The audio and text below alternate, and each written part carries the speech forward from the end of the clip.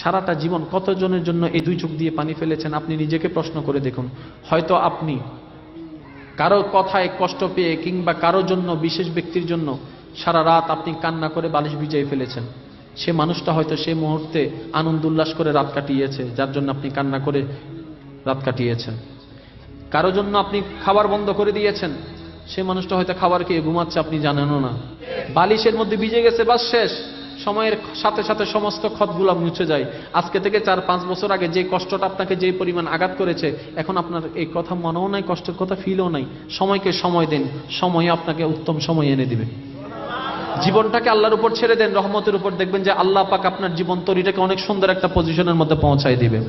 অনেকে এই জন্য কান্না করেছেন, অনেক প্রেম নিয়ে কান্না করেছেন। এই 1000টা ফোঁটা চোখের থেকে ঝরা পানির মধ্যে যদি এক ফোঁটা পানি আল্লাহ পাকের প্রেমের মধ্যে জড়ত, সে পানিটার পাওয়ার কদ্দুর জানেন?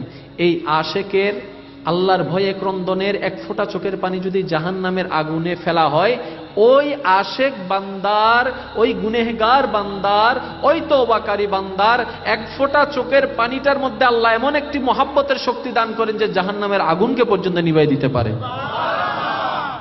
এই চোখ দিয়েছেন আল্লাহ, দেখার শক্তি দিয়েছেন আল্লাহ।